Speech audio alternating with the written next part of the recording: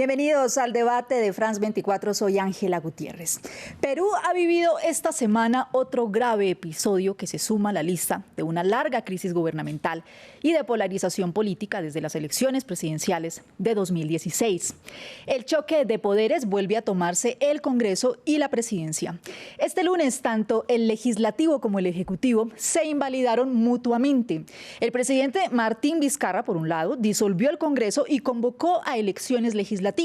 Y en contraataque, el Congreso, liderado por el fujimorismo, destituyó a Vizcarra, argumentando su incapacidad moral y nombrando de presidenta en funciones a la vicepresidenta Arauz, quien horas después renunció. En las últimas horas también juramentó el nuevo gabinete de Vizcarra y la Comisión Permanente del Congreso hizo su primera reunión. Antes de empezar nuestro debate, miremos lo que ha pasado durante esta semana.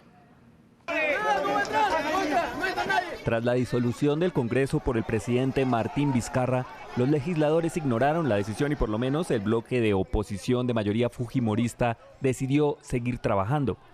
Algunos congresistas no saben cuál es el poder legítimo, ya que ellos respondieron a la decisión del mandatario suspendiéndolo también. Yo no creo que debamos a la Comisión Permanente, porque sería legalizar el golpe de Estado que ha perpetuado el expresidente Martín Vizcarra. ¿Se ha convocado a esta? No, yo estoy viniendo como congresista en ejercicio a cumplir con mis funciones. Los legisladores llegaron incluso a nombrar a una presidenta interina, que renunció después que la fuerza pública le diera su respaldo a Vizcarra.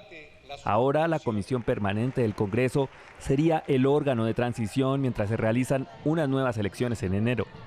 Esto por lo menos mientras el Tribunal Constitucional, en el centro de la disputa, decide si Vizcarra actuó constitucionalmente o no.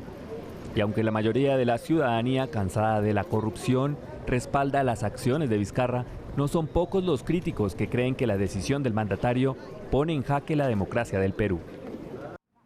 El punto de la discordia en este nuevo episodio de la crisis en Perú es la cuestión de confianza. Vizcarra había anunciado que disolvería el Congreso si no debatían este proyecto de ley con el que aspiraba a cambiar la elección de los magistrados del Tribunal Constitucional en un intento de mayor transparencia, otro de los puntos bandera dentro de su plan anticorrupción. Pero la oposición defiende que sí trató la cuestión de confianza, pero que al parecer Vizcarra no lo vio. Para debatir este tema nos acompaña en nuestros estudios en Bogotá Rodrigo Murillo, él es novelista, historiador y politólogo peruano. Gracias por estar con nosotros. Un placer acompañarte, Ángela. Está también con nosotros Julián Escobar, investigador de la Universidad Piloto de Colombia, politólogo y especialista en análisis de problemas políticos, económicos e internacionales contemporáneos. Muchas gracias por acompañarnos. Muchísimas gracias por la invitación. Desde Miami, Florida, nos acompaña Víctor Andrés García Belaúnde, congresista de Acción Popular y candidato presidencial en el año 2000. Gracias por acompañarnos. Gracias, un placer. Y desde Lima, Perú, Morgan Quero, doctor en Ciencias Políticas y Sociales, profesor de la Universidad Peruana de Ciencias Aplicadas, fue jefe de gabinete de asesores en el Ministerio de Cultura y asesor del Ministerio de Defensa. Empiezo entonces este debate haciendo la siguiente pregunta y es ¿qué pasó, Rodrigo, exactamente el lunes en el Congreso? ¿Cómo actuaron los fujimoristas y cómo actuó el gobierno en cabeza de Vizcarra? Te agradezco, Ángela. Yo quisiera, sin embargo, empezar esta participación y pensando en nuestra audiencia regional, esbozando una pequeña teoría de lo que es el Estado peruano y de la forma como se ha configurado el Estado peruano en los últimos 30 años. Se podría decir que el Estado peruano ha sido esbozado, delineado y forjado por la aparición de dos caudillos sumamente importantes en la historia reciente del Perú. Ellos fueron Alberto Fujimori y Alan García Pérez. Ambos caudillos tejieron redes burocráticas, políticas y clientelares que coparon diversas instituciones del Perú. Con mayor profundidad, diría yo, que aquellas redes que se tejieron durante los gobiernos, por ejemplo, de Ollanta Humala y de Alejandro Toledo.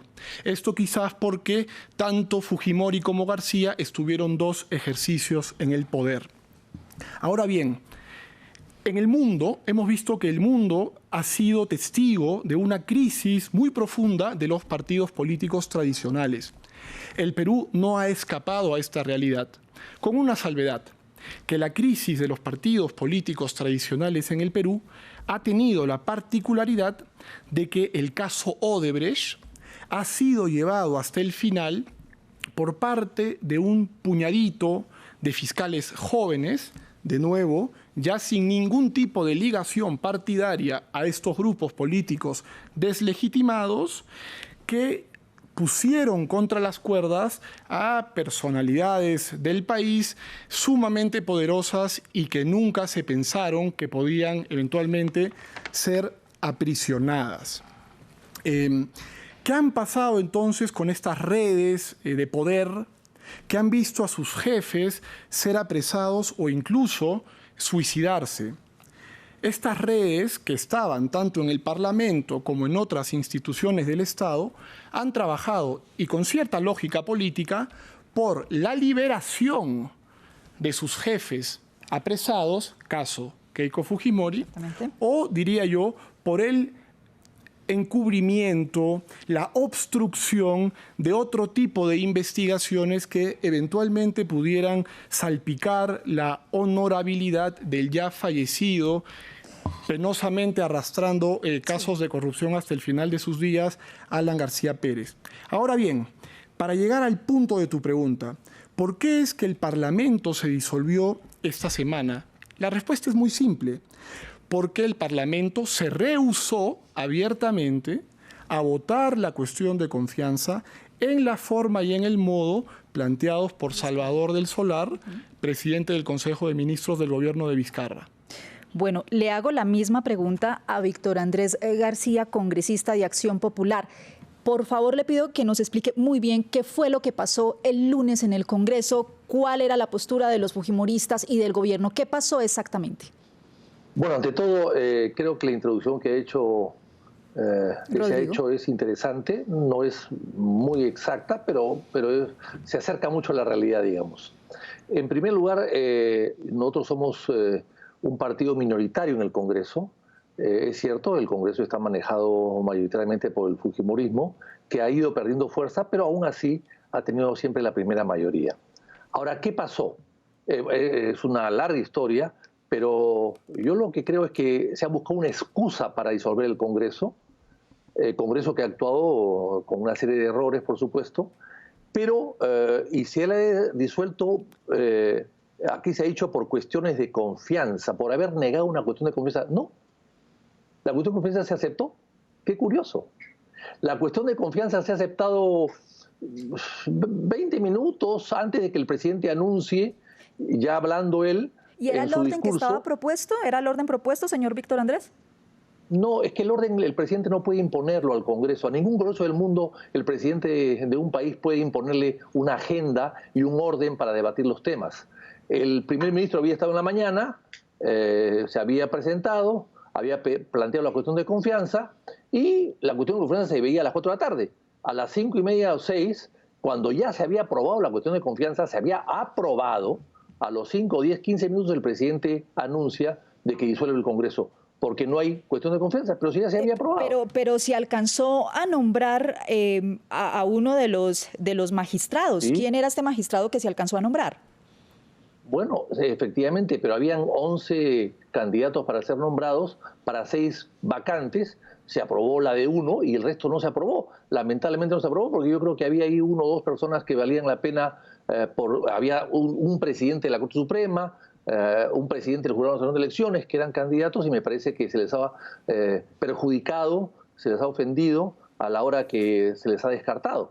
Pero se nombró a uno, sí pues, pero el presidente quería una cuestión de confianza y la cuestión de confianza que planteó el presidente sobre un derecho de los parlamentarios, del Parlamento, de elegir al Tribunal Constitucional. O sea, la cuestión de confianza está mal planteada, pero aunque esté mal planteada, se dio, aún así se dio, porque la cuestión de confianza la plantea el gobierno para que lo dejen hacer lo que al gobierno le corresponde.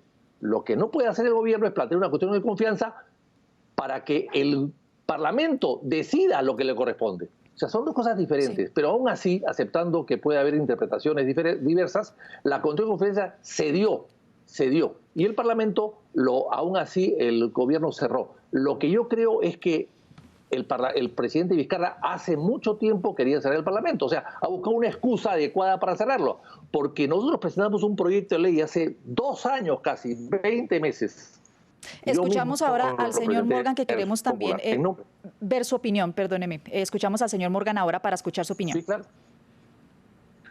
Sí, buenas noches. Buenas noches. Ángela, un saludo a Rodrigo, a Julián y al congresista Víctor Andrés García Belaúnde, que es uno de los más experimentados legisladores en el Perú. Justamente sobre este tema de deliberación, sobre la constitucionalidad, sobre la pertinencia de la decisión que fue tomada por el presidente de la República, el señor Martín Vizcarra, para disolver el Congreso de la República y convocar a unas nuevas elecciones legislativas que concluyan con el mandato de este Congreso que fue electo en el 2016 hasta el 2021. Todavía no hay una demanda competencial por parte de las instituciones que están habilitadas según nuestra Constitución para pedirle eso al Tribunal Constitucional. Mientras tanto, las cosas han avanzado, se ha decantado la situación, hay un nuevo gabinete, muchos actores, opinólogos, de la prensa, instituciones, universidades, gremios, han tomado, digamos, nota de la circunstancia, que además era una crónica de una muerte anunciada en relación al fin de este ciclo legislativo que hemos vivido después de una situación de crisis que se ha prolongado por más de 3 años. No olvidemos que desde el 2016, cuando se eligió al presidente Kuczynski y se eligió a este Congreso, se generó una tensión, una disputa que no tuvo espacios de diálogo, de acuerdo, de pacto político, que muchas fuerzas estaban reclamándole a los grupos mayoritarios en el Congreso. Y en efecto, en Fuerza Popular hubo una decisión por enfrentarse y tratar de incluso sustituir al gobierno, como lo expresaron sus dirigentes y la propia Keiko Fujimori. Esto ha generado una situación de crisis insostenible para el país. El presidente Vizcarra ha tomado una decisión, es una decisión excepcional, la entendemos así la gran mayoría de ciudadanos.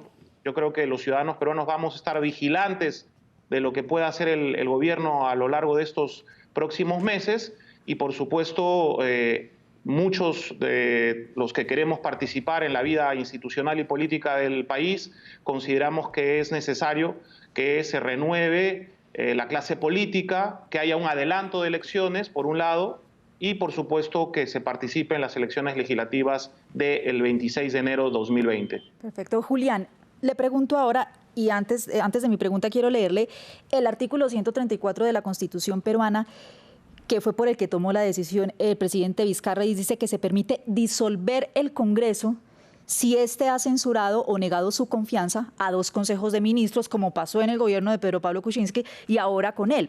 Pero Pedro Olea Chea, presidente del Congreso, disuelto por Vizcarra, dice que todo acto que realice el presidente no tiene validez y lo que hay es un golpe de Estado. A la luz de la Constitución, ¿cuál es el argumento que usted ve? Yo creo que hay una cuestión que en términos políticos se trata de resolver en términos de discurso jurídico, y es quién interpretó mal la Constitución a la hora de hacer la aplicación. Si lo hizo el gobierno al solicitar la moción de confianza y pedirle el adelanto de las elecciones, o si es el Congreso el que está desconociendo ese proceso. Digamos al congresista comentarnos que finalmente la moción de confianza se votó. El problema es que ahí hay un elemento material complicado, y es que antes de la votación de la moción de confianza se eligió al primo del presidente del Congreso como magistrado. Este fue el primero que se alcanzó a nombrar antes de la disolución. Obviamente aquí ya entramos en un elemento de discusión constitucional, y es, independientemente del contenido material de la decisión que se toma, y el procedimiento es válido en la medida en que efectivamente el Congreso aprobó la moción de confianza una vez hecho el proceso. La interpretación que creo que da el gobierno de Vizcarra es clara. Aquí hay un problema de confianza y de legitimidad en términos de la decisión que ellos tratan de imponerle al gobierno en el nombramiento de un magistrado. Y precisamente, ¿qué implicaciones hubiese tenido que ese magistrado estuviera ahí primo del presidente del Congreso. También un problema del equilibrio de poderes entre las fuerzas fujimoristas y las fuerzas antifujimoristas. El Tribunal Constitucional peruano está entrando en una situación de renovación y cuando eso se presenta en todos los tribunales constitucionales, podemos mirar en Estados Unidos, acá en Colombia, en cualquier otro país, existen luchas en términos políticos por tratar de poner magistrados que sean cercanos a la visión política dominante, y eso es normal. Pero cuando tenemos sistemas polarizados fuertemente, sistemas políticos que están fuertemente polarizados, y en el caso de Perú eso se está viviendo precisamente de manera bastante notoria desde la elección de Kuczynski, lo que se hace es que es un elemento central en la lucha de los poderes. Un tribunal constitucional cercano a un grupo político en este instante puede ser utilizado como herramienta de protección o como herramienta de ataque frente a otro, al contrario. Y en el caso de Perú, como decía Rodrigo, eso está también atravesado por todos los problemas de escándalos políticos y de corrupción que en el tema de Odebrecht está fuertemente ligado, pero pues también vienen todas unas tramas que afectan el proceso normal del sistema político peruano. Esas afectaciones en últimas están jugándose en términos de poder y en términos de poder político. Si nosotros nos centramos simplemente en la discusión procesal, se podía aprobar la moción de confianza sí fue aprobada, no se debería hacer, esto es un golpe de Estado. Ahí entramos en unas lógicas que sobrepasan la esfera realmente del derecho. Estamos hablando de una situación política, en la cual dos grupos están tratando de utilizar unos diseños institucionales que tienen unos huecos, porque no se ha establecido claramente estos casos, y curiosamente creo yo, el único que puede resolver institucionalmente esto en términos constitucionales es el mismo Tribunal Constitucional, el que va a tener que decir si efectivamente la moción de recomendación que ha hecho la OEA debía hacerse, y sí, es una de las recomendaciones que hace la OEA con el adelanto de las elecciones también, y segundo, si también el desconocimiento del Congreso por parte del Congreso del mandato presidencial al tratar de suspender al presidente también es válido. Rodrigo, ¿a quiénes hubiera beneficiado o a qué hubiera beneficiado la elección de este magistrado? Finalmente se hizo, pero donde eso hubiese trascendido, ¿a quién habría beneficiado? Es una pregunta muy importante por dos motivos. Porque el Tribunal Constitucional en este momento está viendo causas de tal trascendencia como, por ejemplo, la validez del acuerdo de colaboración eficaz en la investigación con Odebrecht, sobre el tema Odebrecht, que ha permitido que varios informantes anónimos declaren qué políticos recibieron cuánto dinero y por qué obras. Y también porque el Tribunal Constitucional muy pronto deberá pronunciarse sobre la liberación de Keiko Fujimori. Entendidas en este contexto las causas que verá el tribunal, es por supuesto obvio y predecible que las redes de poder descabezadas y acéfalas que han permanecido en el Parlamento se empleen a fondo para alterar el equilibrio de poderes en el tribunal. Ahora bien, se dice que el Parlamento sí otorgó la confianza al régimen de Martín Vizcarra. Dicho sea de paso, Martín Vizcarra no es santo de mi devoción. Basta verlo argumentar para darnos cuenta rápidamente que no estamos ante el Ronald Reagan o el Barack Obama de la política peruana. Pero la cuestión de confianza en su fondo lo que pretendía era que el procedimiento de elección de los jueces, de los magistrados del tribunal, sea más transparente y sujeto al escrutinio público. Si es que en vez de votar esta cuestión de confianza, los parlamentarios deciden antes que nada elegir al primo, en un acto de gran torpeza política, al primo del presidente del Parlamento para integrar el Tribunal Constitucional, está bastante claro que había una intención obvia de rehusar el voto a la cuestión de confianza, pero sin caer en el literal taxativo de la Constitución que permitiría la disolución. Es bastante obvio. Señor Vizcarra, qué pena, interrumpo un segundo, además porque Vizcarra ya había advertido que si la moción no era aceptada, iba a disolver el Parlamento. Es decir, la amenaza estaba hecha. Aquí, eso es lo que acá en Colombia llamamos una leguleyada. está bien, votemos el nombramiento del magistrado y aprobemos inmediatamente la moción. Pero pues en términos políticos, no, lo que dice Rodrigo, esto no tiene presentación.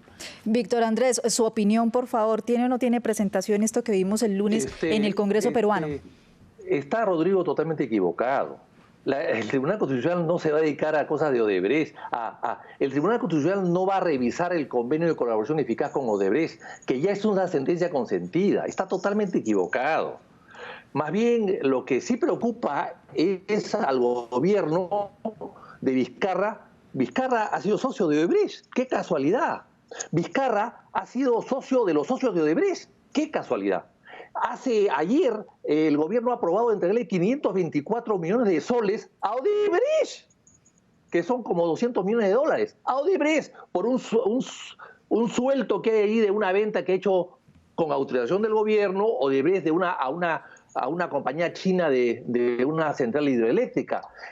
El gobierno no quiere utilizar la cláusula anticorrupción del gasoducto del sur, y debido a eso es que el contrato no se ha anulado y el gobierno está gastando 50 millones de dólares en cuidar tubos del gasoducto que no son propios. Y no solamente eso, sino que Odebrecht y Enagás, la otra socia, le han metido un juicio al Estado por 2.000 millones de dólares. Y si se aplica la cláusula anticorrupción de ese contrato, uno de los pocos contratos con cláusula anticorrupción, ese contrato quedaría nulo y sin ningún tipo de reclamo. O sea, es al revés. O sea, lo que sí creo es que hay un interés político, por supuesto que sí, del fujimorismo. El fujimorismo hoy día está descabezado. El fujimorismo hoy día lo que quiere es la libertad de Keiko, esa es la verdad. ¿Y estuvo Keiko detrás de todo esto, de lo que pasó el lunes? Keiko Fujimori, desde la prisión preventiva en la que está, ¿estuvo detrás de todo esto? No, pregúntele a un fujimorista. Yo no soy fujimorista. Yo he combatido al fujimorismo siempre, desde que tengo uso de razón. Desde que apareció el fujimorismo a la escena nacional. Yo he sido diputado el año 92 y el Fujimori cerró el Parlamento. Ahora me encuentro que esos fujimoristas tienen ahora discípulos en los vizcarristas. Entonces, yo no tengo nada que ver con eso. Pregúntele a ellos. Pero lo que sí es cierto es que el tribunal estaba por ver un recurso de amparo de la señora Fujimori para su libertad que está detenida por aportes de campaña. Entonces, eso sí pudo haber tenido que ver, pero Odebrecht o la corrupción eficaz, no señor, de ninguna manera, eso no es así. Señor Morgan, le pregunto ahorita, ¿quién no está jugando el rol desde el punto de vista de la Constitución en todo esta crisis política del Perú? Bueno, hay que decir que no ha sido aceptada la elección que hizo el Congreso el día lunes del nuevo magistrado del Tribunal Constitucional. No ha sido aceptado desde el punto de vista formal y probablemente tampoco va a ser aceptado desde el punto de vista político. El mismo magistrado se ha presentado ante las oficinas del Tribunal Constitucional y muy cortésmente le han dicho que no era correcto lo que se estaba produciendo y no se ha reconocido esta elección. Entonces, yo creo que eso se va a ir decantando en los próximos días, tiene que ver con esta demanda competencial de la que hablábamos al inicio, y por supuesto yo creo que hay muchos intereses todavía en juego, como lo señala el congresista Víctor Andrés García Belaúnde, en relación al rol mayor que ha tenido la empresa Odebrecht, pero seguramente también otras empresas en relación al financiamiento de los políticos en el Perú. Y esta es la gran crisis que estamos viviendo y requerimos de una renovación porque además esta élite política que ha estado al mando durante los últimos años no logró encontrar y construir una salida institucional adecuada y por eso estamos viviendo esta crisis que se traduce en el choque de trenes entre el Poder Ejecutivo y el Poder Legislativo. Entonces, creo que tenemos que mirar hacia adelante en relación a nuevos procesos electorales, a una reforma política que desde la ciudadanía tenemos que impulsar unos y otros, que es necesario para el sistema político, y tenemos que poder participar también desde la sociedad civil, desde los espacios académicos, sin considerar que todo está perdido o todo está cerrado. Julián, le pregunto ahorita, ¿quién debe resolver entonces ahorita este conflicto de poderes, choque de trenes en Perú? Difícil. Los peruanos. Yo creo que suena respuesta un poco de cajón, pero aquí hay unas... Yo creo que las crisis son oportunidades para los sistemas políticos cuando se saben aprovechar bien. Pero le hago una contrapregunta ahí, porque ¿qué no ha aprovechado Perú, que ha venido de crisis en crisis en los últimos 3 años? Pero esas crisis también les ha permitido a los peruanos como sociedad civil fortalecerse. Es decir, si yo lo pienso solo en términos de la crisis del Estado, de la crisis del sistema político, de los expresidentes capturados, de los escándalos de Odebrecht, y uno lo mira solo desde esa perspectiva, sí, parece que está terrible todo. Pero como decía un poco Rodrigo, lo que tenemos acá también es una sociedad civil que está presionando fuertemente a su clase política, que la está poniendo también contra las cuerdas, que los está obligando a repensarse en términos, que aprobó un estatuto anticorrupción con una votación masiva, que impide, por ejemplo, ya elementos, por ejemplo, de reelección, y eso a mediano y a largo plazo va a significarle cosas buenas al sistema político. Ahora, los sistemas políticos democráticos, para que funcionen bien, necesitan cosas que a veces son impopulares. Los partidos políticos, por ejemplo, en nuestras democracias suelen ser muy mal vistos, pero partidos políticos fuertes, con altos niveles de institucionalización, evitan precisamente procesos caudillistas y procesos clientelares, y esos elementos se van fortaleciendo con el tiempo. Yo creo que estas crisis, que además se resuelven en términos institucionales, en este momento Perú pueda que no sepa muy bien qué hacer, pero la vida en Perú sigue más o menos normal. Es decir, no estamos hablando de tanques, no estamos hablando de arrestos arbitrarios, no estamos hablando de torturas, no estamos hablando de desapariciones. No, existe un estado de, digamos, no sabemos exactamente qué hacer en términos institucionales. Es una situación totalmente nueva, con unas interpretaciones de lado y lado, pero existe todavía un tribunal constitucional, existen unos mecanismos de convocatoria de elecciones, existe la posibilidad de salidas institucionales que tienen que explorar, como dice Morgan, tienen que decantarse un poco. Pero yo creo que como sociedad y como sistema político, Perú va a salir fortalecido de este proceso. El papel del tribunal, el papel de la gente que está hoy protestando, ¿del lado de quién están? Yo quería plantearte la siguiente reflexión, Ángela. Es una crisis que los peruanos estemos descubriendo los nombres y los montos de quienes en los últimos 30 años le han robado al Perú en todos los contratos de infraestructura que firmó el Estado. Yo no creo que sea una crisis, yo creo que es un motivo de gran esperanza. No podemos tapar el sol con un dedo. Estas triquiñuelas corruptas han estado presentes en toda la región. Y lo digo con orgullo, creo yo que el país que está verdaderamente liderando esta investigación, caiga quien caiga, es el Perú. Y eso en el Perú hoy día es motivo de gran ilusión por parte de los jóvenes. Nosotros venimos de un país donde hacer política con corrupción era la regla. Esto ha sido así desde que el Perú nació a la independencia. Hoy día, aquel que quiere continuar por esa senda ya sabe lo que le puede pasar: la prisión, la extradición o inclusive el suicidio. Yo, por lo tanto, saludo la movilización de los jóvenes y de la gente en el Perú, que ha hecho suyo, dicho más precisamente, el trabajo de estos jóvenes fiscales. Para contestarle al congresista García Belaúnde, bueno, ex congresista García Belaúnde, por supuesto, Martín Vizcarra está también investigado y tiene acusaciones por casos de corrupción. Yo quisiera que se investiguen estas causas hasta el final y se llegue a la verdad de los hechos, pero me pregunto, ¿por qué entonces él propone adelantar las elecciones para que se vayan todos y él renuncie a su inmunidad presidencial y pueda ser investigado? Eso hubiera sido positivo, que realmente el pueblo peruano pueda elegir, pueda sacarlos a todos, que ya no tenían legitimidad a ojos populares, para que los fiscales continúen haciendo su trabajo. Sí. Fue el Congreso quien archivó esa propuesta de adelanto de elecciones. Así es. Señor Morgan, le pregunto ahora, ¿qué le espera entonces a Perú en este momento?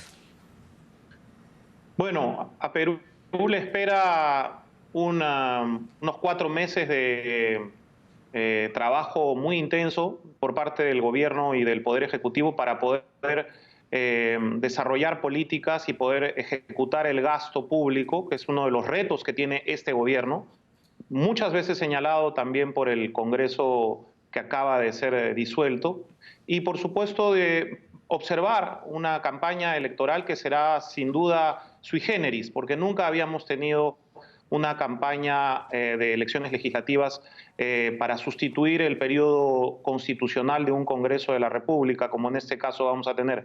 Vamos a tener que estar atentos.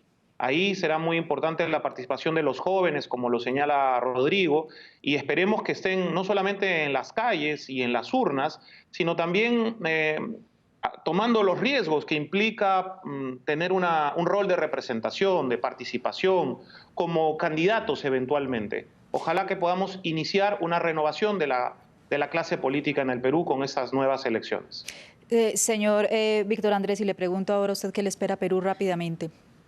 Yo quisiera aclarar al señor Rodrigo Morillo algunas cosas. Él la exagera y se equivoca, por no decir otra cosa. En el Perú ha habido presidentes muy honestos.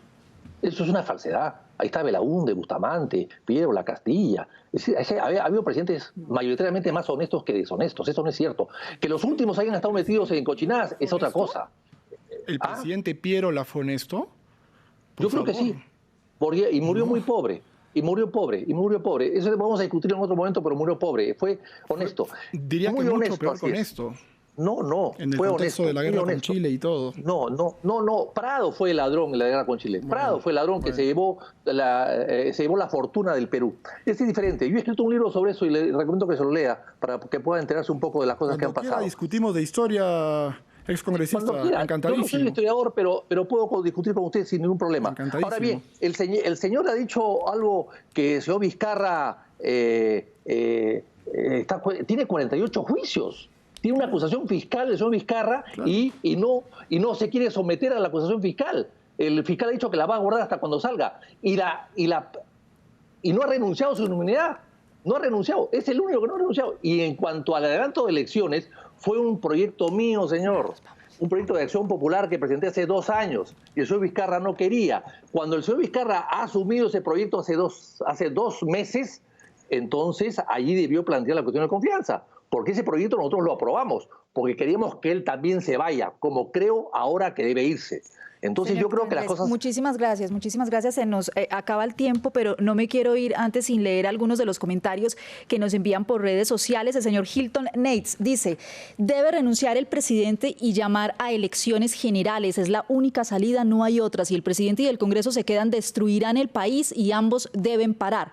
Y nos dice Roms Aguilar: pues ambos son poderes, tendrán que respetarse, para eso existen, para hacer contrapeso y que ningún poder abuse. Así que como políticos que son, tendrán que ajustarse a su constitución y solucionar el problema en el que están. Estos son algunos de los comentarios que nos llegan por redes sociales. Gracias a nuestros invitados por habernos acompañado en este debate. Sigan ustedes con más información.